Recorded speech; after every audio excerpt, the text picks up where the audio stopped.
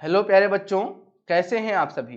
उम्मीद करता हूं आप सभी लोग स्वस्थ हैं और अपने एग्जाम का प्रिपरेशन बेहतरीन तरीके से कर रहे हैं। प्यारे साथियों, प्रीवियस लेक्चर में आप सभी लोगों ने बायोकेमिस्ट्री के एमसीक्यू को बहुत ही बेहतरीन एक्सप्लेनेशन के साथ में सॉल्व किया था। आज का आपका जो लेक्चर है लेक्चर नंबर 4 है और इसमें हम लोग जनरल साइंस के पीवाईक्यू को सॉल्व करेंगे। देखिए बच्चों, जब बात आती है आपके नॉन टेक्निकल पोर्शन की, तो नॉन टेक्निकल पोर्शन का इतना सारा मटेरियल आपको नहीं मिल पाता है। इसलिए मैं आपको रिकमेंड करूंगा कि जब आप लोग नॉन टेक्निकल का प्रिपरेशन करिए तो उसमें पीवाईक्यू को ही ज्यादा से ज्यादा सॉल्व करिए, यानी कि जो प्रीवियस ईयर का पेपर होता है उसको आप सॉल्व करने की कोशिश करिए।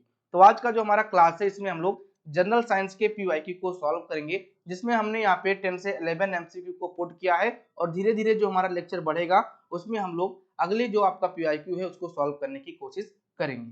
तो बच्चों, ये आपका जो पीवाईक्यू है यानी कि जनरल साइंस का या फिर ये नॉन टेक्निकल का जो आपका पीवाईक्यू है, ये सभी आरआरबी पैरामेडिकल एग्जाम के लिए इंपॉर्टेंट होने वाला है। अगर आपको इसका पीडीएफ नोट्स चाहिए तो आप हमारे टेलीग्राम को ज्वाइन कर सकते हो। इसका जो लिंक है डिस्क्रिप्शन बॉक्स में दिया गया है। यहाँ पे आपको नोट्स के साथ साथ में जितने भी एग्जाम संबंधित नोटिफिकेशन है वो आपको मिलते रहते हैं। तो चलिए बच्चों, यहाँ पे हम लोग डिले नहीं करेंगे और आज का जो पहला एमसीक्यू है उसको सॉल्व करने की कोशिश करेंगे। पहला जो आपका एमसीक्यू है ये कह रहा है कि physical properties depend on the, यानी कि जो आपका फिजिकल प्रॉपर्टीज होता है किसी भी आपके एलिमेंट का, वो किस पे डिपेंड करता है। साइज ऑफ एटम पे, या फिर आपका size of proton, size of neutron, या फिर आपका नंबर ऑफ इलेक्ट्रॉन। यानी कि साइज ऑफ एटम का मतलब क्या हुआ, साइज ऑफ परमाणु। तो क्या भाई आपका जो है ये परमाणु पर डिपेंड करेगा, प्रोटॉन पे डिपेंड करेगा, या फिर आपके न्यूट्रॉन पे, या फिर आपके इलेक्ट्रॉन पर। तो देखिए बच्चों, अगर मैं बात करता हूँ प्रॉपर्टीज की, तो प्रॉपर्टीज दो तरीके से हम लोग किसी भी एलिमेंट या फिर कंपाउंड का डिटेक्ट करते हैं। किसके द्वारा? दो तरीके के द्वारा, ठीक है। पहला एक आपका हो जाता है फिजिकल प्रॉपर्टीज, क्या होता है आपका, एक आपका होता है फिजिकल प्रॉपर्टीज, दूसरा आपका यहाँ पे होता है केमिकल प्रॉपर्टीज। अगर मैं बात करूंगा फिजिकल प्रॉपर्टीज की बच्चों, तो इसमें क्या हो जाता है, इसमें हम अपने आंखों के द्वारा देख एग्जामिन करते हैं, अपने हाथों के द्वारा छू के एग्जामिन कर सकते हैं। तो ये सब आपके किस में आते हैं, ये आपके फिजिकल प्रॉपर्टीज के अंतर्गत आते हैं। जैसे कि ये ठोस है या फिर द्रव है, या फिर ये कलर इसका क्या है, इन सबको हम लोग फिजिकल प्रॉपर्टीज के अंतर्गत रखते हैं। केमिकल प्रॉपर्टीज वह प्रॉपर्टीज होती है जिसमें हम लोग रिएक्शन के दौरान या फिर रिएक्शन के बाद में, यानी कि जो आपका रासायनिक अभिक्रिया हो रहा है उसके दौरान हम प्रॉपर्टीज को पकड़ेंगे या फिर उसके गुण को समझेंगे, या फिर जब आपका जो अभिक्रिया हो जाता है उसके बाद में अगर हम इसके गुण को समझते हैं तो आपका वो केमिकल प्रॉपर्टीज के अंतर्गत रखा जाता है। तो बच्चों, अगर किसी एलिमेंट के फिजिकल प्रॉपर्टीज की बात करें तो वो उसके एटम पे निर्भर करता है, यानी कि उसके एटम का साइज क्या है, उस परमाणु का साइज क्या है।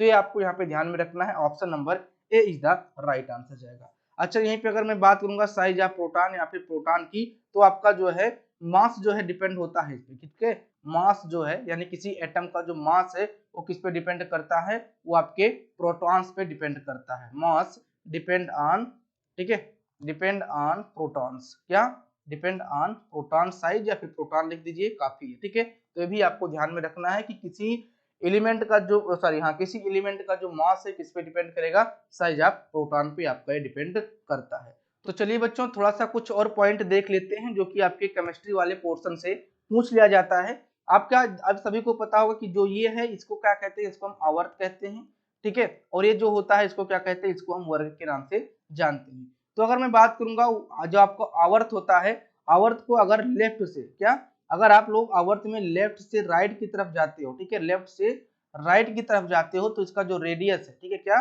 जो आपका रेडियस है वो क्या होता है, रेडियस आपका यहाँ पे डिक्रीज होता है। क्या होता है आपका रेडियस जो है वो आपका डिक्रीज होता है। और वो अगर वर्ग की बात करेंगे तो ऊपर से नीचे की तरफ आने पर जो आपका रेडियस है, ठीक है, जो आपका क्या है, जो आपका रेडियस है वो क्या होता है, वो आपका यहाँ पे इंक्रीज होता है, ठीक है। तो ये आपका पूछ लिया जाता है कि आवर्त में बाएं से दाएं की तरफ जाने पर रेडियस पर क्या प्रभाव पड़ता है, रेडियस घटेगा, रेडियस बढ़ेगा। तो यहाँ पे क्या देखने को मिलेगा, रेडियस आपका घटता है, ठीक है। और अगर आवर्त की बात करें कि आवर्त में ऊपर से नीचे आने पर आपका रेडियस पर क्या प्रभाव पड़ता है, तो रेडियस आपका क्या होता है, इंक्रीज हो जाता है। एक प्रश्न ये भी पूछा जा सकता है कि आवर्त में लेफ्ट से लेकर राइट जाने पर जो आपका मेटेलिक कैरेक्टर है वो बढ़ता है या फिर घटता है। तो आपका जो मेटेलिक कैरेक्टर है वो आपका क्या होता है, वो आपका घटता है, यानी कि कम होता है। मेटेलिक कैरेक्टर जो है वो आपका घटता है, मतलब कि इधर के आपके जो होंगे वो आपके क्या होंगे, वो आपके मेटल्स होंगे, और धीरे धीरे इधर के जो आपके आएंगे वो क्या हो जाएंगे, आपके नॉन मेटल्स हो जाएंगे। तो ये बेसिक सा प्रश्न आपके एग्जाम में पूछ लिया जाता है जिसको आपको थोड़ा सा ध्यान में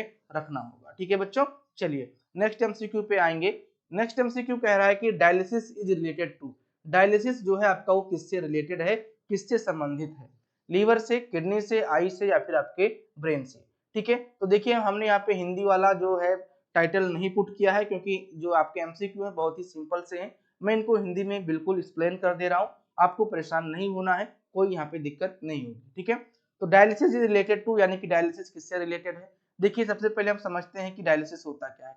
डायलिसिस को समझने से पहले एक वर्ड और आपको समझना होगा कि हमारा जो फिल्ट्रेशन है, हमारे ब्लड का फिल्ट्रेशन है, ब्लड का क्या होना चाहिए, हमारे फिल्ट्रेशन होना चाहिए। क्या होना चाहिए, फिल्ट्रेशन होना चाहिए। क्यों होना चाहिए, क्योंकि ब्लड का जब फिल्ट्रेशन होगा तो जो आपका एक्सेस वाटर है, ठीक है, क्या है बच्चों, जो आपका एक्सेस वाटर है या फिर आपके कुछ वेस्ट प्रोडक्ट हैं, ये क्या हो जाते हैं, ये आपके रिमूव हो जाते हैं। क्या हो जाते हैं, आपके रिमूव हो जाते हैं। ठीक है, अगर हमारे ब्लड का जब फिल्ट्रेशन होता है तो ये एक्सेस वाटर और आपके जो वेस्ट प्रोडक्ट है वो हमारा क्या हो जाता है, रिमूव हो जाता है, जिससे हमारा जो ब्लड है वो क्या हो जाता है, शुद्ध हो जाता है, प्यूरिफाइड हो जाता है। और ये जो ब्लड को फिल्ट्रेट करने का काम करता है वो कौन करता है, वो आपका यहाँ पे किडनी करता है, यानी कि आपका क्या करता है, ब्रिक करता है। ठीक है, हिंदी में बोले तो ब्रिक करता है। ठीक है, लेकिन अगर यही ब्रिक जो है, यही आपका जो किडनी है, ये फेल हो जाता है, फेल का मतलब ये हुआ कि काम नहीं कर रहा है, फिल्ट्रेशन नहीं कर रहा है, या फिर जो इसका वर्क है वो क्या हो जा रहा है, स्लो हो रहा है, तो इन केस में हमें क्या पड़ती है, हमें कृत्रिम डायलिसिस की जरूरत पड़ती है, या फिर कहिए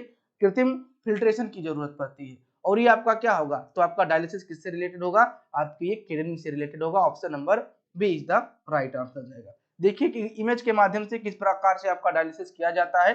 डायलिसिस की प्रक्रिया जो है कुछ इस प्रकार से होती है कि पेशेंट को यहाँ पे लिटाया फिर बैठाया जाता है। देन यहाँ पे जो है इसके शरीर का जो ब्लड है, जो आपका प्यूरिफाइड नहीं है, जो आपका अनप्यूरिफाइड ब्लड है, यानी कह सकते हो कि ये ठीक है गंदा ब्लड है, इस तरह से कह सकते हो, इसमें वेस्ट प्रोडक्ट भी मिले हुए हैं, इसको क्या किया जा रहा है, इसको बाहर निकाला जा रहा है। ठीक है, यहाँ पे देखिए आपका ये बाहर निकाला जा रहा है और उसके बाद में आपका ये डायलिसिस होगा। ठीक है, इन मशीनों के द्वारा इसका डायलिसिस होगा, उसके बाद में आपका ये शुद्ध हो जाएगा, तो फिर क्या किया जाएगा, फिर आपके जो है शरीर में इसको डाल दिया जाएगा। मतलब कि हमारी जो काम किडनी कर रही थी, ये कुछ मशीनों के द्वारा, कुछ कृत्रिम तरीकों के द्वारा यहाँ पे ये किया जाएगा। ठीक है, मतलब फिल्ट्रेशन होगा लेकिन कृत्रिम तरीके से होगा, हमारे शरीर से बाहर कोई यंत्र के द्वारा यहाँ पे होगा, इसी को क्या कहेंगे, हम डायलिसिस कहेंगे।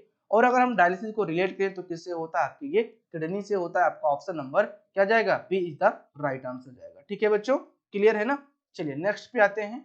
नेक्स्ट एमसीक्यू हमारा है कि what percentage of human blood in plasma. Important MCQ है, बहुत बार पूछा गया है, टेक्निकल नॉन टेक्निकल दोनों का पोर्शन है, चाहे आप फार्मासिस्ट के एग्जाम की बात करें, चाहे नर्सिंग की, चाहे ओटी टेक्नीशियन, चाहे लैब टेक्नीशियन, सभी में आपका एक कॉमन एमसीक्यू बनता है। तो ये कह रहा है कि जो आपका ह्यूमन ब्लड है उसके प्लाज्मा का परसेंटेज कितना होता है। ठीक है, तो चलिए थोड़ा सा इसको हम लोग देख लेते हैं इस चार्ट के माध्यम से।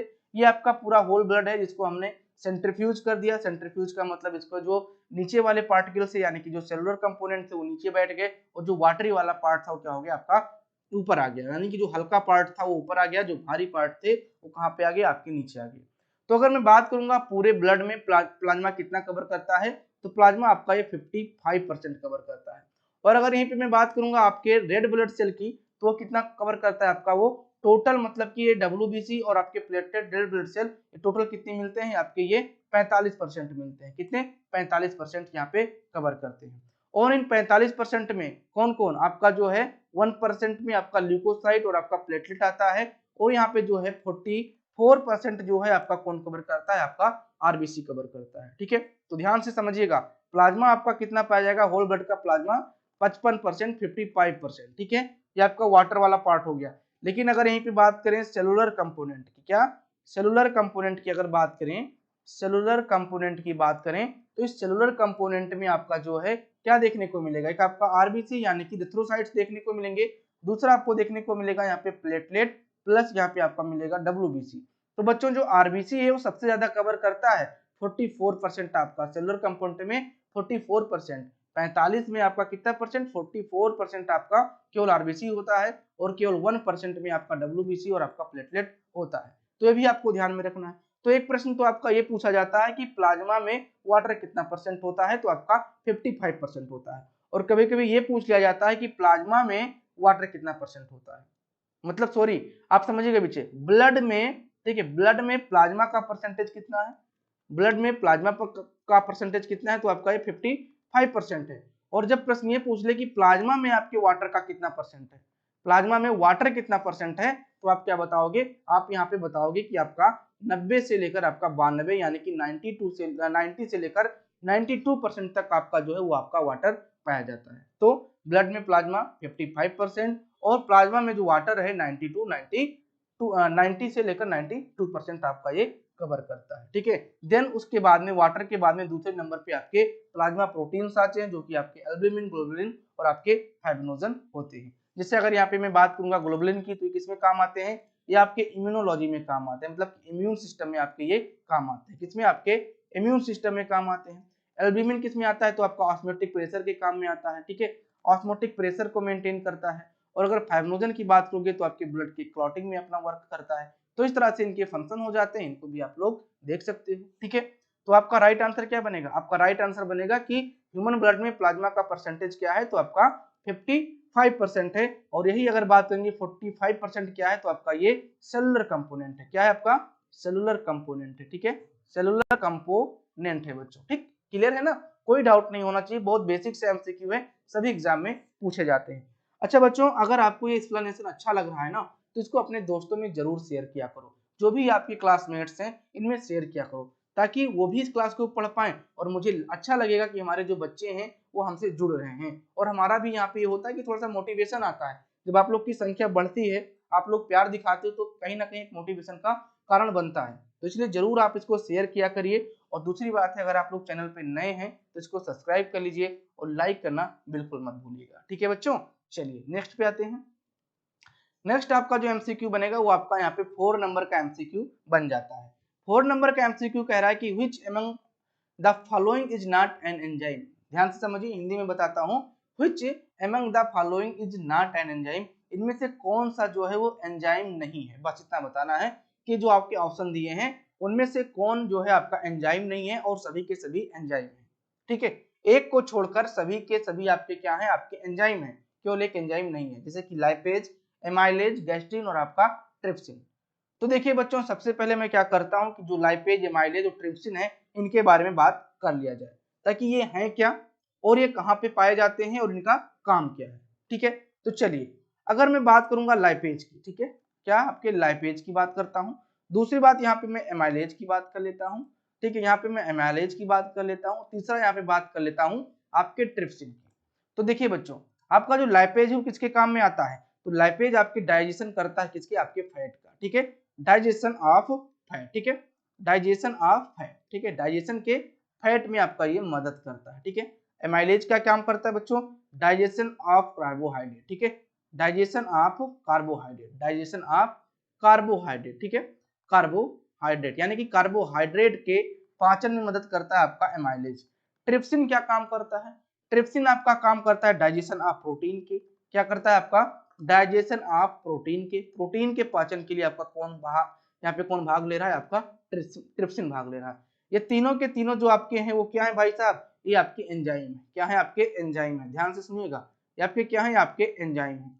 कहाँ पाए जा रहे हैं भाई साहब, ये भी बहुत इंपॉर्टेंट है। तो ये तीनों के तीनों जो आपके एंजाइम हैं ये पे कहाँ पे पाए जाते हैं, आपके पैंक्रियाज में पाए जा रहे हैं बच्चों। कहाँ पे, आपके पैंक्रियाज यानी कि आपके अग्नाशय में आपके ये पाए जा रहे हैं। क्या, अग्नाशय में आपके ये पाए जाते हैं। ठीक है, लाइपेज, एमाइलेज, ट्रिप्सिन। लाइपेज का काम फैट के डाइजेशन में, एमाइलेज का काम कार्बोहाइड्रेट के पाचन में, ट्रिप्सिन का काम आपके प्रोटीन के पाचन में। ठीक है, डाइजेशन का मीन्स पाचन होता है। सभी को इतना पॉइंट एकदम से क्लियर हो गया है। ठीक है, तो सर आपका कौन को छोड़कर भाई कौन एंजाइम नहीं है, तो आपका हो सकता है भाई ट्रिप्स, गैस्ट्रिन जो है आपका एंजाइम ना हो। तो चलिए अब आपके लाइपेज, एमाइलेज, ट्रिप्सिन क्या है, आपके ये एंजाइम है। आपको लगा कि हाँ सर गैस्ट्रिन जो है आपका एंजाइम नहीं है, तो देखिए भाई गैस्ट्रिन है क्या फिलहाल। ठीक, गैस्ट्रिन बच्चों एक हार्मोन है। क्या है आपका, एक प्रकार का हार्मोन्स होता है। ठीक है, हार्मोन होता है। क्या होता है आपका, ये गैस्ट्रिन जो है आपका हार्मोन होता है।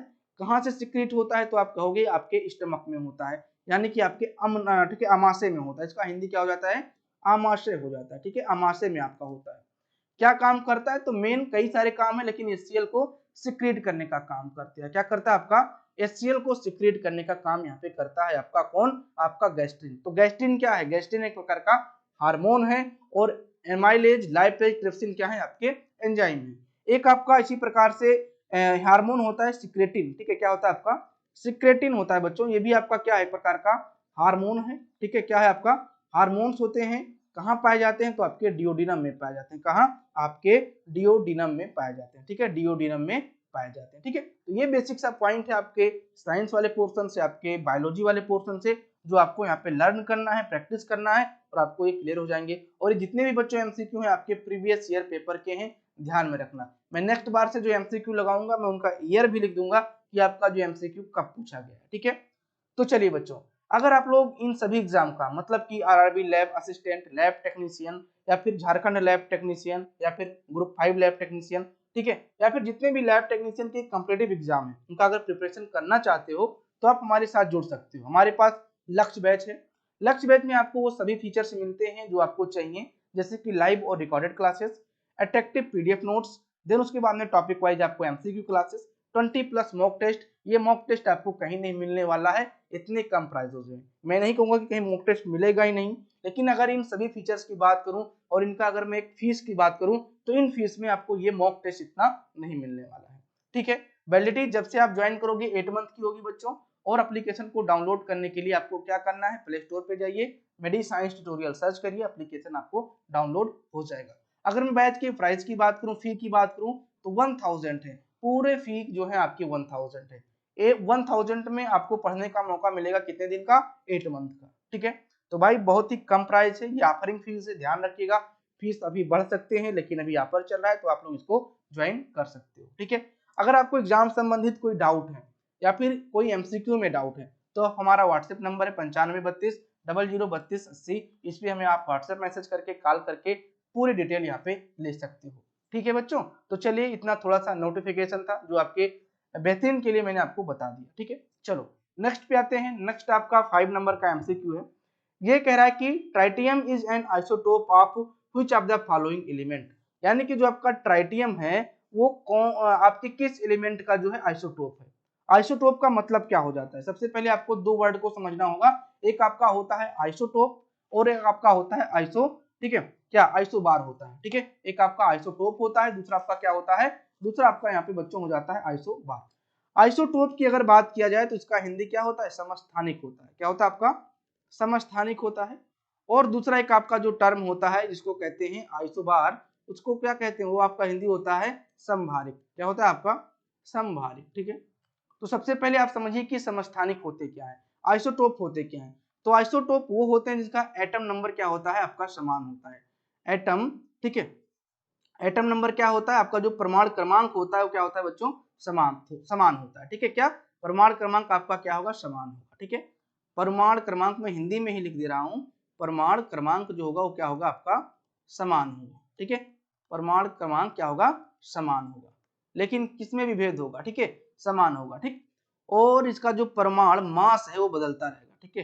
परमाणु जो मास है मतलब कि जो द्रव्यमान है वो क्या रहेगा, वो आपका बदलता रहेगा, ठीक है, बदलता रहता है, ठीक है, बदलता रहता है। तो उसको क्या कहते हैं, उसको हम आइसोटॉप कहते हैं।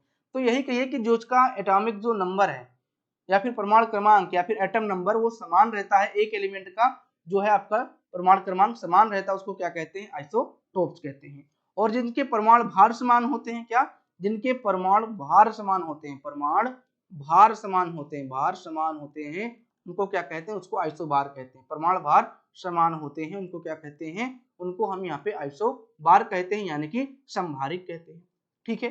तो यहाँ पे पूछा है कि आपका जो ट्राइटियम है वो किस एलिमेंट का आपका आइसोटोप है। कार्बन है, हाइड्रोजन है, हीलियम है और आपका नाइट्रोजन है। तो आपके किसका है, आपके बी नंबर यानी कि हाइड्रोजन का क्या है आपका ये आइसोटोप है, ठीक है। क्या है आपके आपके हाइड्रोजन का क्या है बच्चों, आइसोटोप है। तो देखिए थोड़ा सा हम देख लेते हैं कि हाइड्रोजन के पास कितने आइसोटोप देखने को मिलते हैं। तो मेनली 3 आपको देखने को मिलता है, एक आपका प्रोटियम, ठीक है, क्या होता है, एक आपका प्रोटियम होता है, दूसरा आपका ड्यूटेरियम होता है, ठीक है, ड्यूटेरियम होता है, ड्यूटेरियम होता है, ठीक है, और एक आपका ट्राइटियम होता है। क्या होता है आपका, ट्राइटियम होता है, ठीक है। प्रोटियम की अगर बात करेंगे तो किस तरह से आपका, कुछ इस तरह से आपका ही बन जाएगा इसका, ठीक है। और अगर यहाँ पे बात करूंगा, ठीक, प्रोटियम, प्रोटियम में क्या होता है, प्रोटियम भाई नॉर्मल सा, ठीक है, एक परमाणु भार और एक आपका परमाणु क्रमांक, ठीक। उसके बाद में आपका जो परमाणु मास से बदल जाएगा, 2 हो जाएगा और परमाणु क्रमांक 1 ही रहेगा। फिर ट्राइटियम में आपका जो है परमाणु भार जो है बदल जाएगा लेकिन परमाणु क्रमांक क्या रहेगा आपका 1 रहेगा, ठीक है। तो प्रोटियम, ड्यूटेरियम और आपका ट्राइटियम सबसे ज्यादा मात्रा में जो आपका पाया जाता है क्या है, आपका नॉर्मल वाला है, यानी कि आपका प्रोटियम है। तो सबसे ज्यादा मात्रा में, ठीक है, सबसे ज्यादा मात्रा में पाया जाता है, ठीक है, सबसे ज्यादा मात्रा में पाया जाता है, मात्रा में पाया जाता है, ठीक है, पाया जाता है कौन, आपका जो नॉर्मल आपका हाइड्रोजन है, ठीक है, नॉर्मल मतलब कि प्रोटियम जिसको कहते हैं हम लोग, साइंटिफिक नेम इसका प्रोटियम हो जाता है, ठीक है। अगर पूछा जाता है, कई बार आपके आरआरबी में पूछा गया है कि सूर्य की रोशनी के लिए, ठीक है, सूर्य की रोशनी के लिए कौन उत्तरदायी है, ठीक है, सूर्य के रोशनी के लिए, सूर्य के रोशनी के लिए कौन उत्तरदायी है, तो कहते हैं कि ड्यूडियम और आपका टाइट्रियम आपस में क्या करते हैं, मिलते हैं, या फिर कहिए टकराव होता है, तब जाके आपके सूर्य का प्रकाश होता है, या फिर कहिए उसमें जो आग लगती है वो किसके द्वारा होता है, आपके ड्यूटेरियम और आपके ट्राइटियम की वजह से होता है। तो ये आपका क्या हो गया, आपका नाइट्रोजन, सॉरी आपका जो हाइड्रोजन है, इनके तीनों आपके जो आइसोटोप्स हैं उनको आप लोगों ने देख लिया, क्लियर कर लिया, समझ लिया आप लोगों ने कि आइसोटोप होते क्या हैं, और उसके बाद में आपके आइसोबार क्या होते हैं, समस्थानिक क्या होते हैं, और आपके समभारिक क्या होते हैं, ठीक है।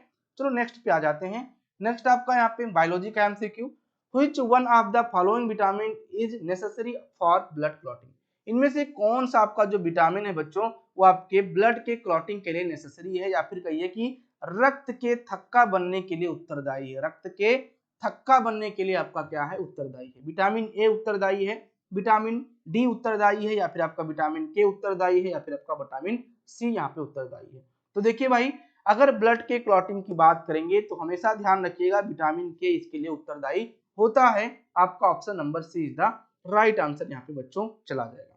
अगर मैं बात करूंगा कि विटामिन ए की कमी से कौन सा रोग होता है, तो कहते हो क्या भाई, नाइट ब्लाइंडनेस कहते हो, क्या कहते हो, नाइट ब्लाइंडनेस, यानी कि वर्ण आरांधता होता है, इसको बोलते हैं, ठीक है, हिंदी में क्लियर कर लीजिएगा, नाइट ब्लाइंडनेस इसको कहते हैं इंग्लिश में। अगर विटामिन ए की कमी से क्या होगा, तो नाइट ब्लाइंडनेस हो जाएगा। अगर पूछे कि विटामिन डी की कमी से क्या दिक्कत होती है, तो हिंदी में मैं लिखता हूँ रिकेटस कहते हैं, क्या कहते हैं, रिकेटस कहते हैं। तो ये जो रिकेटस है बच्चों, ये आपके बच्चों में होता है, ठीक है। और दूसरा अगर मैं बात करूंगा ऑस्टियोमलाइटिस, क्या कहेंगे, ऑस्टियोमलाइटिस, ठीक है, ऑस्टियोमलाइटिस, ठीक है, ऑस्टियोमलाइटिस।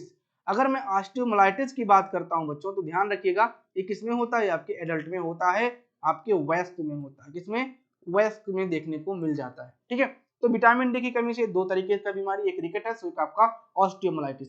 और ऑस्टियोमलाइटिस एडल्ट में देखने को मिलेगा, रिकेटस जो है आपके बच्चों में देखने को मिल जाता है। विटामिन के आप सभी को पता है कि आपकी ब्लड क्लॉटिंग नहीं होगी, ठीक है। और विटामिन सी की अगर बात करेंगे तो एक आपकी बीमारी होती है स्कर्वी, ठीक है, क्या होती है आपकी स्कर्वी होती है, वो आपके विटामिन सी के डिफिशियंसी से देखने को मिलती है, ठीक है।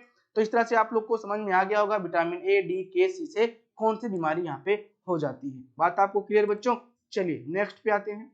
नेक्स्ट आपका जो एमसीक्यू है वो आपका 7 नंबर का है, और ये कह रहा है कि which of the following is a richest source of ascorbic acid, ascorbic acid का सबसे अच्छा स्रोत कौन सा है यहाँ पे, ठीक है। इस ऑप्शन में आपके एस्कॉर्बिक एसिड का सबसे अच्छा स्रोत क्या होगा, एप्पल, कैरेट, बीन, आपका गुआवा। तो बताइए, अगर कैरेट की बात करेंगे तो कैरेट किसका सबसे अच्छा स्रोत है, विटामिन ए का, ठीक है, विटामिन ए का सबसे अच्छा स्रोत यहाँ पे है। और यहाँ पे अगर गोवा की बात करेंगे, गुआवा मतलब अमरूद जो है आपका, वो किसके लिए, विटामिन सी के लिए, ठीक है, विटामिन सी के लिए। और भाई विटामिन सी का है भाई, एस्कॉर्बिक एसिड है, क्या है आपका, एस्कॉर्बिक एसिड है। विटामिन सी का जो आपका साइंटिफिक नेम है वो क्या है, आपका एस्कॉर्बिक एसिड है। तो ऑप्शन नंबर क्या जाएगा, ऑप्शन नंबर यहाँ पे D is the right answer चला जाएगा।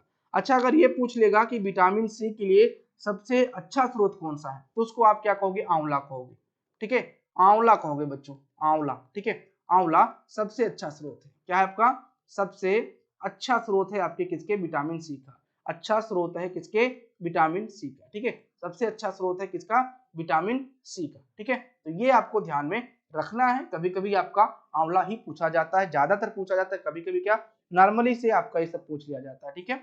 तो चलिए यहाँ पे कुछ और देख लीजिए कि वाटर सॉल्युबल विटामिन कौन से हैं और आपके फैट सॉल्युबल विटामिन कौन से हैं, इनका साइंटिफिक नेम क्या हो जाता है। तो सबसे पहले हम यहाँ पे देखेंगे आपके फैट सॉल्युबल विटामिन की। फैट सॉल्युबल विटामिन की बात करेंगे तो आपके कौन कौन आते हैं, vitamin A, vitamin D, vitamin E और विटामिन के। विटामिन ए का जो साइंटिफिक नेम होता है रेटिनॉल्स होते हैं, रेटिनॉइड होता है। विटामिन डी का आपका कैल्सीफेरॉल होता है, विटामिन ई का आपका टोकोफेरॉल होता है, और विटामिन के का आप लोग कमेंट करके जरूर बताइएगा, ठीक है। विटामिन के का आपको कमेंट करके बताना है, यहाँ पे हमने मेंशन बिल्कुल नहीं किया, ठीक है। फिर उसके बाद में आपका वाटर सॉल्युबल विटामिन कौन कौन से होता है, तो जनरली आपको ये ध्यान रखना है कि जो विटामिन बी और विटामिन सी, ठीक है, कौन कौन विटामिन आपका बी और आपका विटामिन सी वाटर में सॉल्युबल होते हैं, लेकिन बी के आपके सब टॉपिक्स हो जाते हैं या फिर सब क्लास हो जाते हैं, जैसे कि vitamin B one thiamine, vitamin B two riboflavin, vitamin बी3 नियासिन, विटामिन बी5 आपका पेंथो हाँ पेंथो हाँ पेंटोथेनिक एसिड, ठीक है, विटामिन बी6 आपका पाइरिडॉक्सिन, विटामिन बी7 आपका बायोटिन, विटामिन बी9 आपका फॉलिक एसिड, विटामिन बी12 आपका कोबलामाइन और आपका विटामिन सी जो है आपका एस्कॉर्बिक एसिड।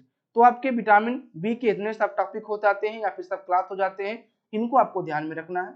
और अगर आपको इतना नहीं क्लियर हो पा रहा है तो इतना तो जरूर ध्यान में रखिए कि फैट सॉल्युबल विटामिन कौन से हैं, आपके ए डी ई के, और अगर बात करेंगे वाटर सॉल्युबल तो आपका बी और सी, विटामिन बी और सी आपका क्या है वाटर में सॉल्युबल है। तो इंपॉर्टेंट एमसीक्यू है, आपके एग्जाम में बहुत बार कई सारे एग्जाम में आपके पूछे जाते हैं।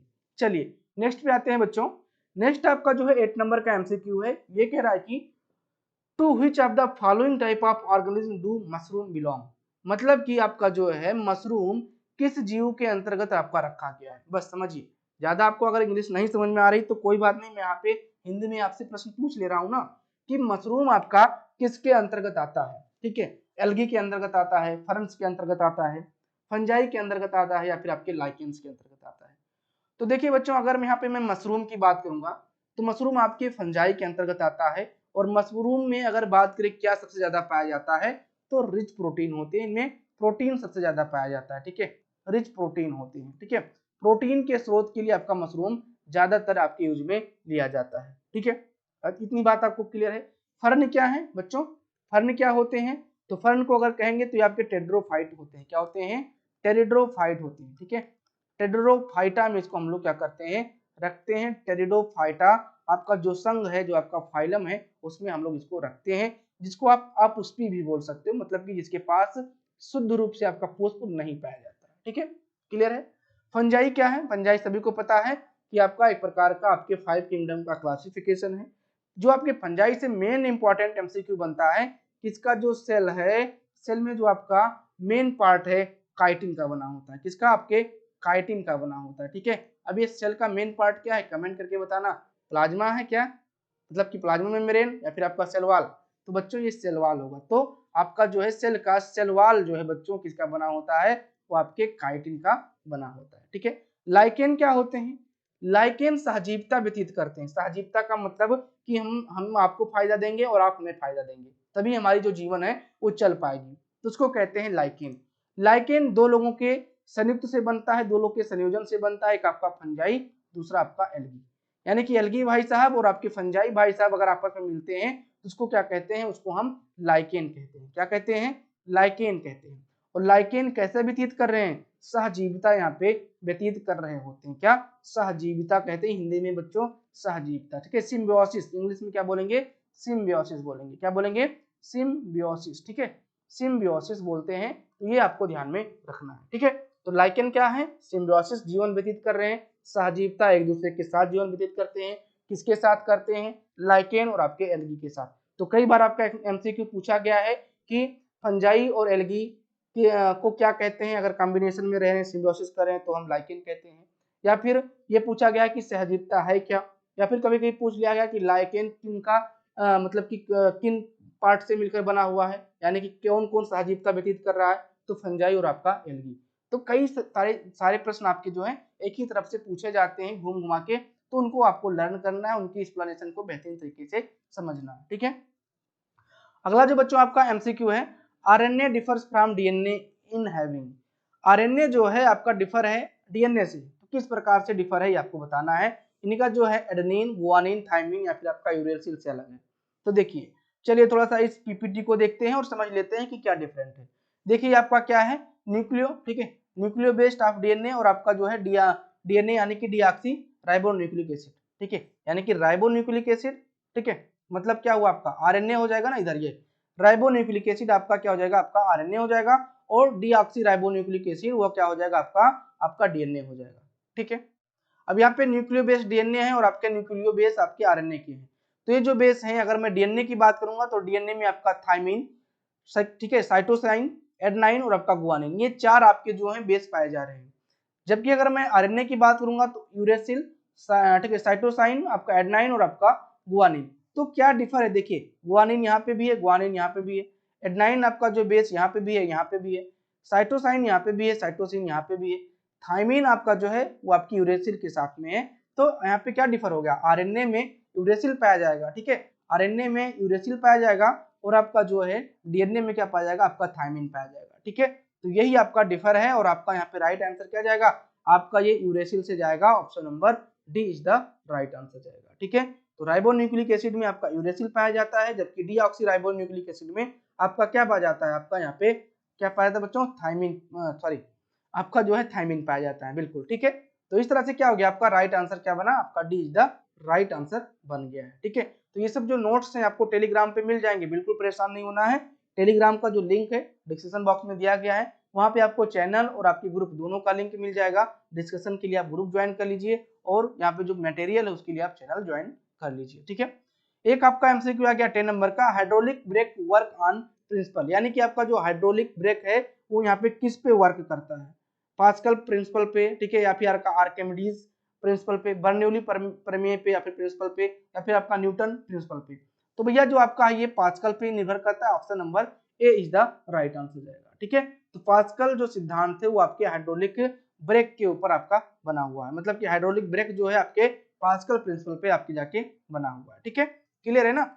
एक अगला आपका एमसीक्यू है आपकी केमिस्ट्री का है, who discovered electron, important MCQ है, कई बार आपका पूछा गया है कि इलेक्ट्रॉन का डिस्कवर किसने किया था, इलेक्ट्रॉन का जो खोज है वो किसने किया था। सभी को पता है, क्या पता है भाई साहब, ये आपका एक परमाणु है, ठीक है, एक आपका एटम है, ठीक है, क्लियर है सर। इसके अंतर्गत आपका क्या पाया जाएगा, एक आपका प्रोटॉन पाया जाएगा, ठीक है सर, ये भी हमने समझ लिया कि क्या पाया जाएगा, आपका प्रोटॉन पाया जाएगा, ठीक है, प्रोटॉन पाया जाएगा। प्रोटॉन के चारों तरफ क्या होंगे, आपके इलेक्ट्रॉन्स होंगे, ठीक है सर, आपके क्या होंगे, आपके इलेक्ट्रॉन्स होंगे, ठीक है। उसके बाद में यहाँ पे अगर बात किया जाएगा इसके अंदर और क्या होंगे, न्यूट्रॉन्स होंगे, न्यूट्रॉन होंगे, ठीक। जो आपके इलेक्ट्रॉन होते हैं इनके ऊपर नेगेटिव चार्ज होगी और आपके जो प्रोटॉन है इन पे क्या होगा, आपका पॉजिटिव चार्ज होगा। पॉजिटिव और नेगेटिव मिलकर परमाणु को क्या बनाते हैं, परमाणु को क्या बनाते हैं, एटम को क्या बनाते हैं, वो न्यूट्रल बनाते हैं। क्या बनाते हैं बच्चों, न्यूट्रल बनाते हैं, न्यूट्रल बनाते हैं। तो ये भी एक बेसिक सा पॉइंट है कि परमाणु क्या है, न्यूट्रल है, किसकी वजह से है, आपके प्रोटॉन और आपके इलेक्ट्रॉन की वजह से। अब पूछ रहा है कि इलेक्ट्रॉन की खोज किसने की थी, तो आपका ऑप्शन है गोल्डस्टीन, ठीक है, और आपके बाद में थॉमसन, ठीक है, रदरफोर्ड, या फिर आपका चैडविक। तो इसके लिए एक ट्रिक आप यहाँ पे ध्यान रखिएगा, ठीक है, परमाणु में उपस्थित राशियों की खोज करता, ट्रिक क्या रहेगा, पेन आरटीसी। पेन आरटीसी का मतलब क्या हो जाता है, पेन का मतलब यहाँ पे क्या हो जाएगा, पेन का मतलब हो जाएगा प्रोटॉन न्यूट्रॉन, आपके प्रोटॉन इलेक्ट्रॉन न्यूट्रॉन से, और आपका आरटीसी इनके जो खोज करता है उनके नाम से हो जाएगा, यानी कि आपका रदरफोर्ड, थॉमसन और आपका चैडविक, ठीक है। तो आप लोग लर्न क्या कर लेते हो, लर्न तो यार ये नाम आपको लर्न हो जाता है कि रदरफोर्ड है, थॉमसन है, चैडविक है, बस कंफ्यूजन यहाँ हो जाती है ना कि आप नाम भूल जाते हो किसके आगे कौन लगाना है, प्रोटॉन वाले के कौन है और आपके इलेक्ट्रॉन वाले के कौन है। तो इसलिए क्या करना है, पेन आरटीसी, बहुत सारे ट्रिक है। हम लोग जब पढ़ते थे 11-12 में तो ईट पर नाचे ईट एक करके अपना यहाँ पे स्लोगन था, उसके द्वारा हम लोग लर्न कर लेते थे। आप लोग ये ट्रिक अपना लो अगर वो पुराना लग रहा है, ठीक है, पेन आरटीसी, ठीक है, या फिर कुछ ना समझो पेन लिख दो आप यहाँ पे पेन और उसके बाद में आरटीसी, बस हो गया आपका, ठीक है। रदरफोर्ड, थॉमसन और आपका चैडविक। पूछा क्या है एमसीक्यू, आपका इलेक्ट्रॉन पूछा है, तो इलेक्ट्रॉन के लिए कौन जाएंगे भाई, आपका option number B, J Thomson, ठीक है। तो इस तरह से आपका 11 नंबर का एमसीक्यू भी यहाँ पे आपका सॉल्व हो गया। तो टोटल हमारे पास जो एमसीक्यू थे, पीआईक्यू जो थे हमारे 11 थे, ठीक है, और 11 को हमने बहुत ही बेहतरीन तरीके से बच्चों सॉल्व किया है। जहां पे एक्सप्लेनेशन की जरूरत थी हमने किया, और मैं आपको ये भी बताता रहा हूँ कि इसके इर्द गिर्द कैसे एमसीक्यू बन सकते हैं, ठीक है, बात आपको क्लियर है ना। तो अगर आपको जरा सा भी ये एमसीक्यू क्लास पसंद आई है तो इसको लाइक जरूर करिएगा, और साथ में मैं बार बार यही रिक्वेस्ट करता हूँ जितने भी आपके क्लासमेट्स हैं उन पे शेयर करिए, जो भी आपके ग्रुप वगैरह है उनमें शेयर करिए ताकि लोग भी क्लासेस यहाँ से अटेंड कर सकें। नए हैं चैनल पे तो सब्सक्राइब करिएगा, और अगर आपको नोट्स चाहिएगा तो टेलीग्राम चैनल जरूर ज्वाइन करिएगा। और अगर आपको आरआरबी या फिर अन्य लैब टेक्नीशियन एग्जाम का प्रिपरेशन करना है तो हमारा व्हाट्सएप नंबर दिया गया है 9532003280, इस पे आप हमें मैसेज करके एप्लीकेशन का लिंक ले सकते हैं और हमारे पेड बैच में जुड़कर आप प्रिपरेशन कर सकते हैं। तो चलिए बच्चों, आज के लिए इतना ही, मिलते हैं नेक्स्ट लेक्चर में, तब तक के लिए अपना ख्याल रखिए, स्वस्थ रहिए, मस्त रहिए, थैंक यू।